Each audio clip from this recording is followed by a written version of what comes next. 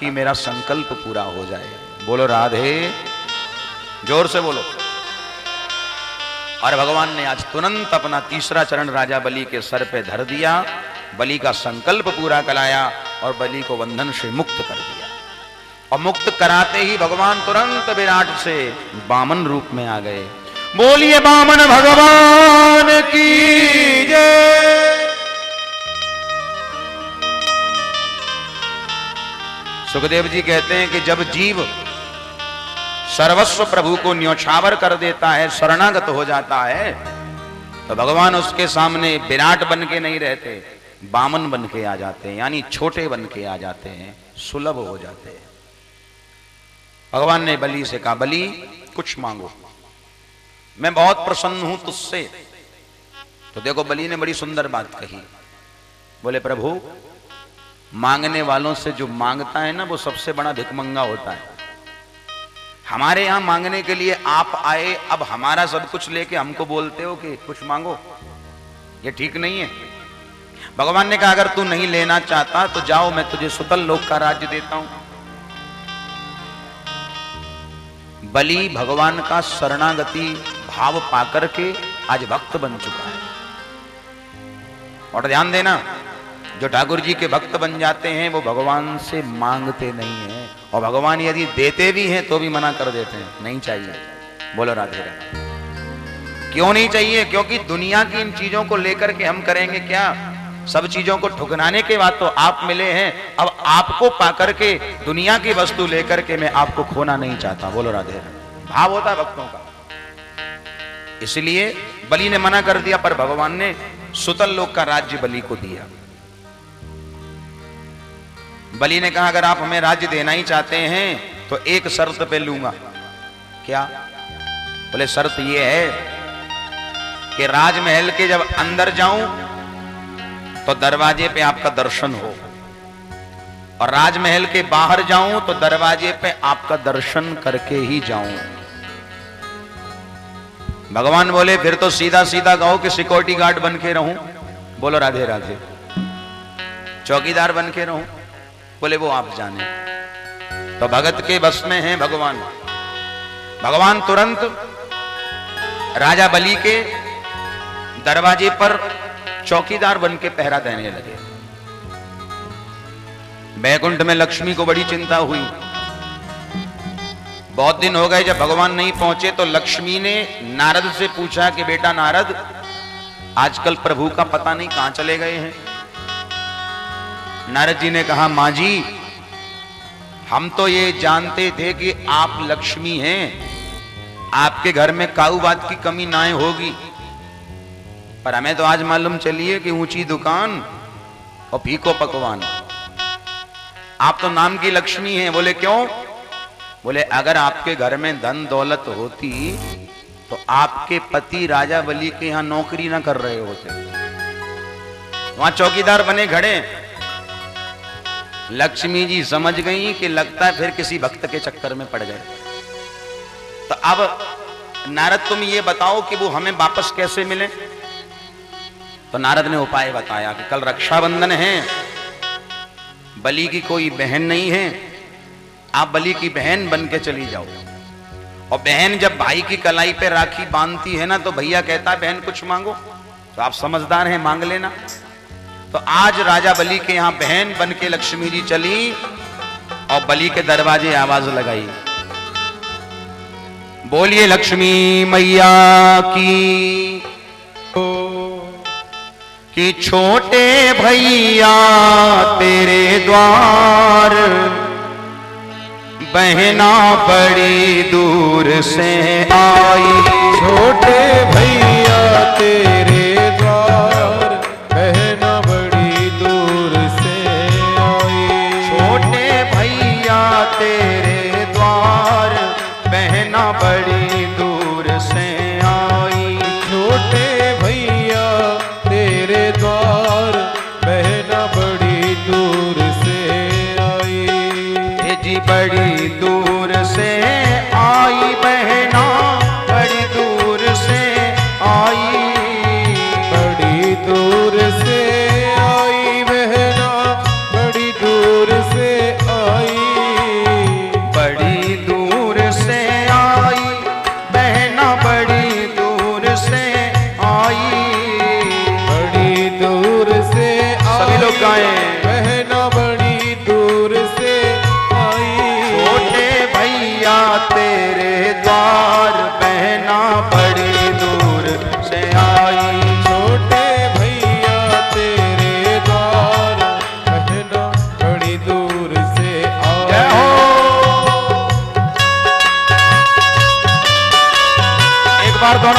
बढ़ा के बोलिए श्री राधे।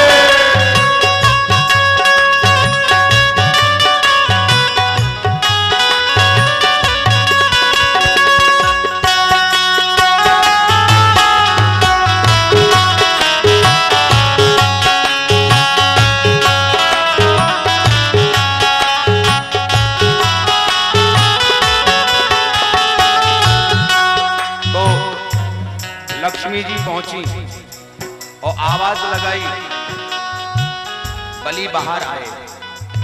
बलि ने कहा कौन है आप? बोले मैं आपकी बहन हूं।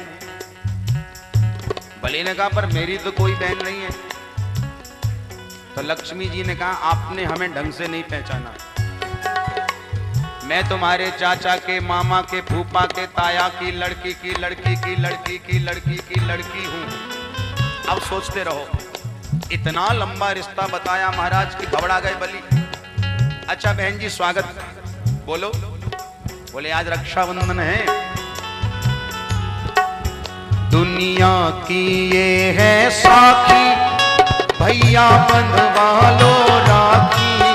दुनिया की यही है साखी, भैया बंधवा लो राखी। दुनिया की ये है साखी, भैया बंधवा लो राखी। दुनिया की यही है साखी, भैया बंधवा लो राखी। ऐसो समय न बारंबार बहना बड़ी दूर से आई। ऐसा समय न बारंबार बहना बड़ी दूर से आई। श्री राधे।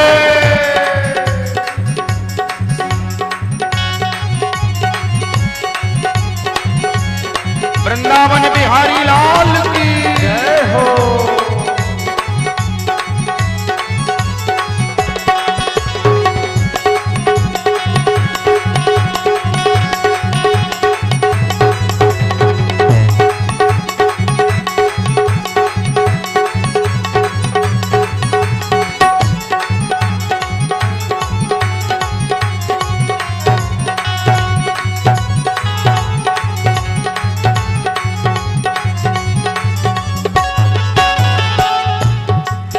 बलि ने अपनी कलाई बढ़ाई, लक्ष्मी ने वो रक्षा सूत्र राखी लेके बलि की कलाई पर बांधी कि ये न बद्धो बलि राजा दानवेंद्रो महाबलः तेन त्वा प्रतिबध्नामि रक्षेमाचलमाचलः। ओ भैया रक्षा सूत्र बांध दिया। बलि ने कहा बहन पहली बार कलाई पर राखी बंधी है, कुछ मांगो।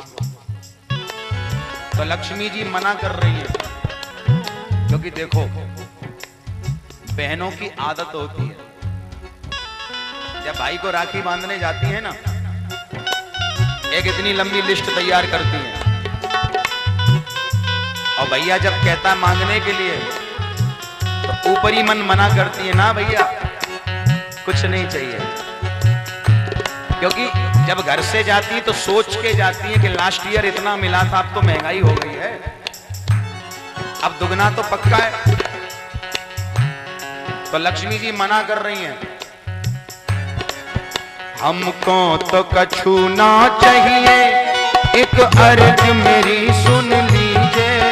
हमको तो कछु ना चाहिए, एक अर्ज मेरी सुन लीजिए। हमको तो कछु ना चाहिए, एक अर्ज मेरी सुन लीजिए। हो तो कछु ना चाहिए, एक अर्ज मेरी सुन लीजिए। हे भैया मुझे कुछ नहीं चाहिए। बोले ना बहन कुछ तो लेना पड़ेगा। तो लक्ष्मी ने कहा अगर कुछ देना ही चाहते हो तो एक चीज दे दो। अच्छा एक बार प्रेम से कहिए श्री राधे। एक चीज दे दो। क्या? कि अपना दे दो चौकीदार, बहना बड़ी दूर से आई। दे दो चौकीदार, बहना बड़ी दूर से आई। अपना दे दो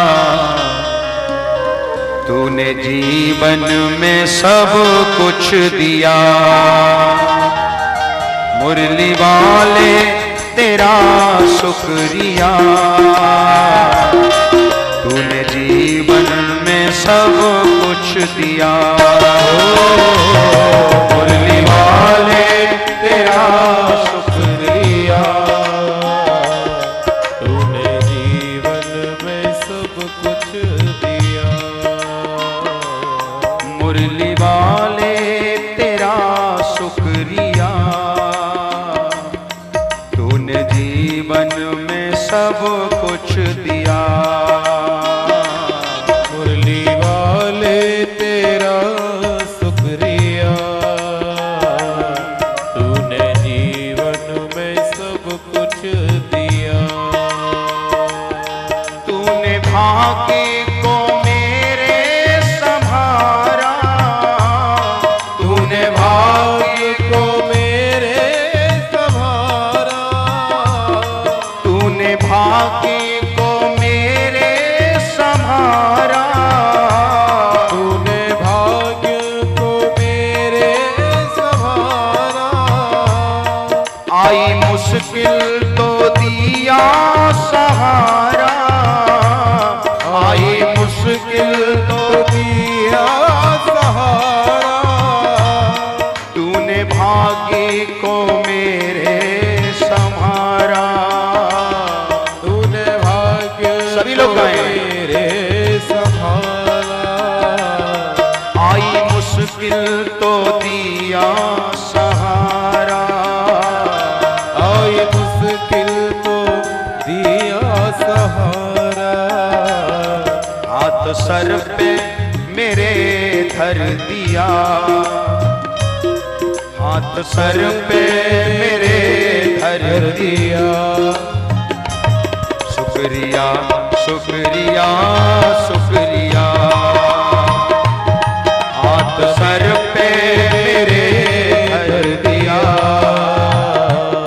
शुक्रिया शुक्रिया शुक्रिया।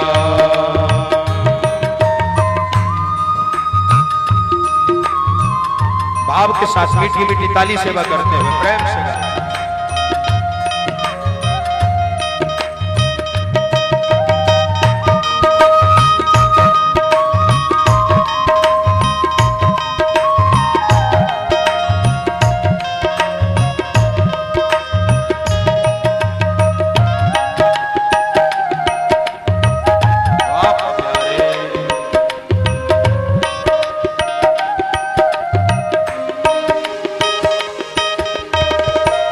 मान इज्जत है तूने बढ़ाई, मान इज्जत है तूने बढ़ाई। मान इज्जत है तूने बढ़ाई। मान इज्जत है तूने बढ़ाई। तेरी कृपा से भक्ति है पाई। तेरी कृपा से भक्ति है पाई।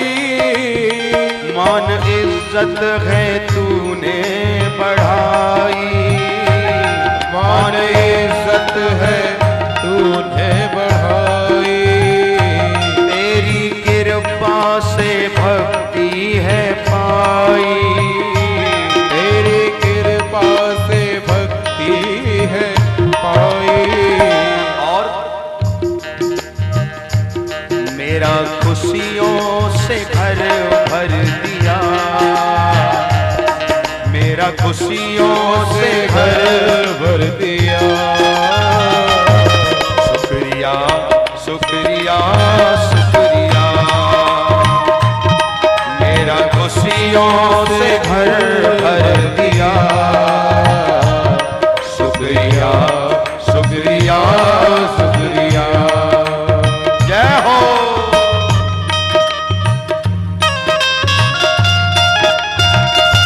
एक बार प्रेम से कहिए श्री राधे।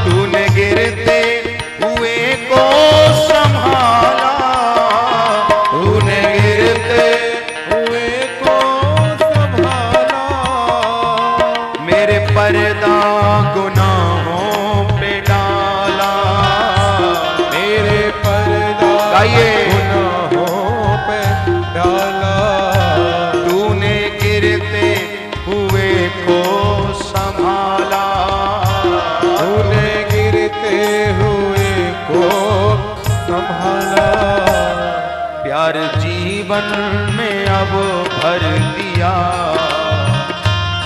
प्यार जीवन में अब भर दिया।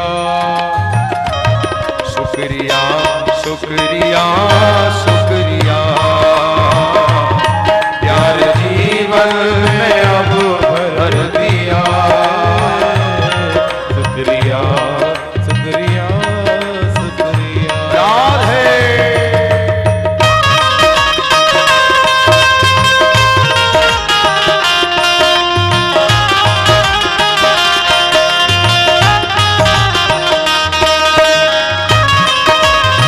वृंदावन बिहारी लाल की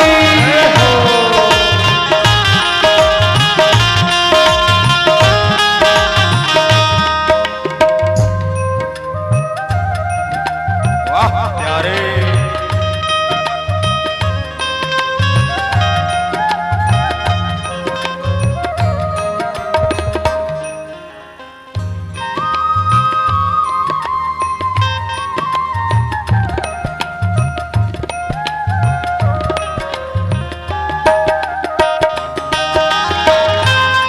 दिन दुखियों की विपदा को टाले, दिन दुखियों की विपदा को टाले, दिन दुखियों की विपदा को टाले।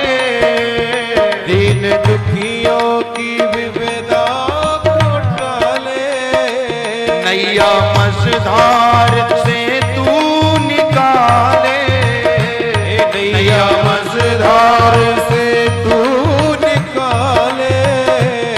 दिन दुखियों की विपदा को टाले, दीन दुखियों की विपदा को टाले। नैया मझधार से तू निकाले, नैया मझधार से तू निकाले। डूबतों को किनारा दिया,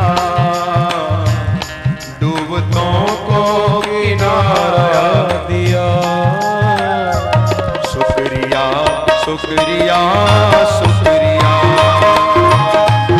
डूबतों को किनारा दिया। शुक्रिया शुक्रिया शुक्रिया। मुरली वाले तेरा शुक्रिया, मुरली वाले तेरा शुक्रिया। तूने जीवन में सब कुछ दिया। मुरली वाले तेरा सभी लोग गाएं प्रेम से हरि बोल। तूने जीवन में सब कुछ दिया। मुरली वाले तेरा शुक्रिया, तूने जीवन में सब कुछ दिया। मुरली वाले तेरा शुक्रिया। तूने जीवन में सब कुछ दिया। तूने जीवन में सब कुछ दिया। मैं सब कुछ दिया। तूने जीवन में सब कुछ दिया। तूने जीवन में कुछ दिया। तूने जीवन में सब कुछ दिया। तूने जीवन में सब कुछ दिया। तूने जीवन में सब कुछ दिया।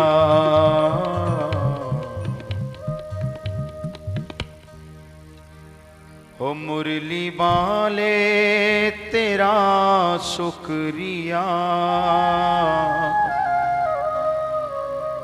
तूने जीवन में सब कुछ दिया।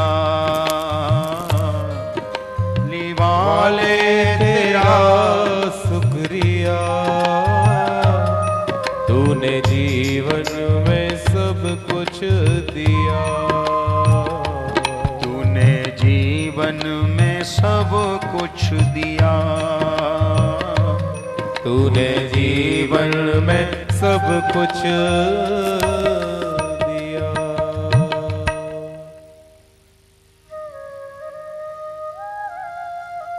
सुखदेव जी ने सुंदर बलि वामन चरित्र परीक्षित को श्रवण कराया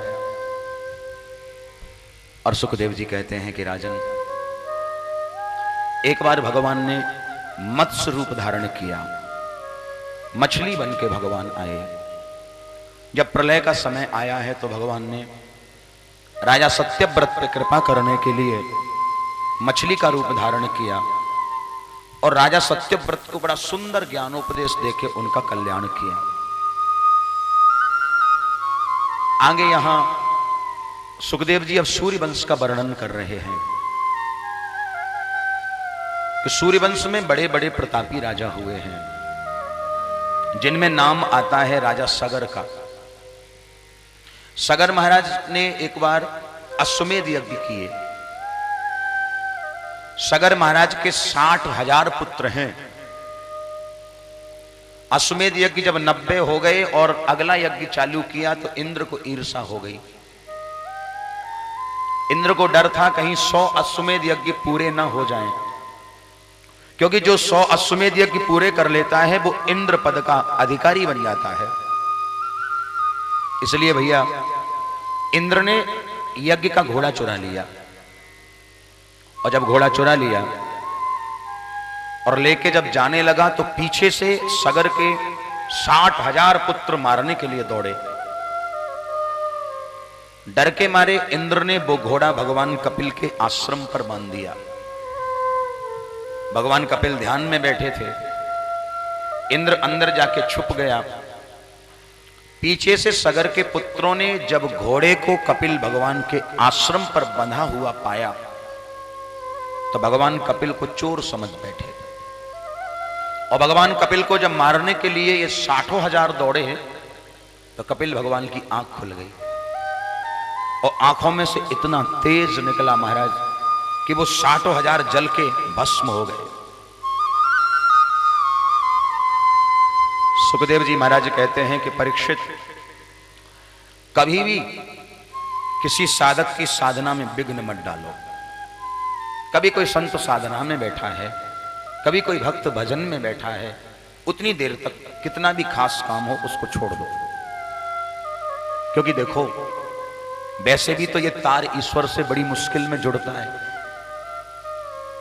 और जब तक करंट नहीं जुड़ता ना तब तक लाइट नहीं जलती। लाइट तो जब ही जलती है जब करंट जुड़ जाता है। तो प्यारे ठाकुर जी से करंट बड़ी मुश्किल में जुड़ता है, और जैसे तैसे उसका करंट जुड़ा, वो भजन में बैठा, वो हमने जाके उसके भजन में विघ्न डाल दिया। ये गलत है। अब ये 60,000 जल के भस्म हो गए, इन्होंने भजन में विघ्न डाला। सगर को बड़ा पश्चाताप हुआ। इन्हीं के वंश में हुए हैं असमंजस। इन्होंने कपिल भगवान से निवेदन किया कि हमारे पूर्वजों का उद्धार हो जाए। तो कपिल भगवान ने कहा यदि ब्रह्मलोक से गंगा जी इस मृत्यु लोक में आ जाएं तो इनका कल्याण हो जाएगा। असमंजस ने तपस्या की पर गंगा मैया प्रसन्न नहीं हुई। असमंजस के वंश में हुए हैं श्री अंशुमान जी महाराज। इन्होंने भी गंगा का तप किया पर ये भी गंगा को नहीं ला पाए।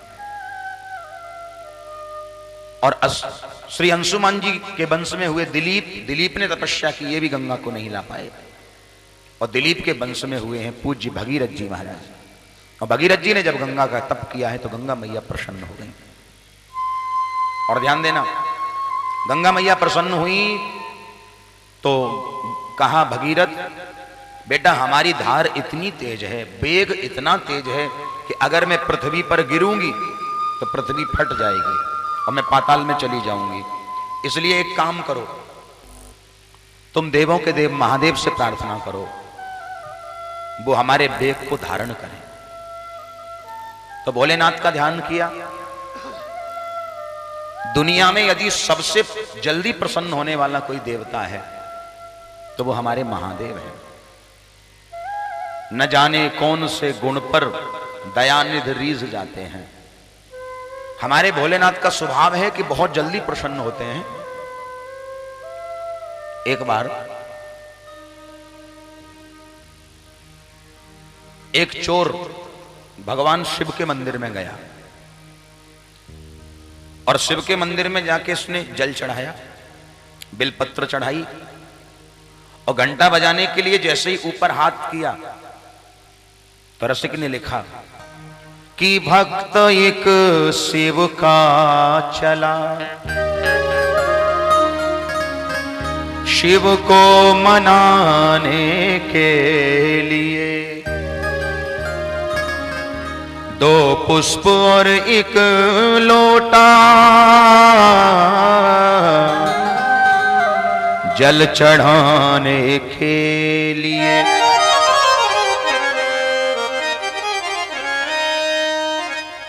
तो पहले इसने जल चढ़ाया, बिलपत्र चढ़ाई, फिर ऊपर जब हाथ किया घंटा बजाने के लिए तो भैया वो घंटा सोने का था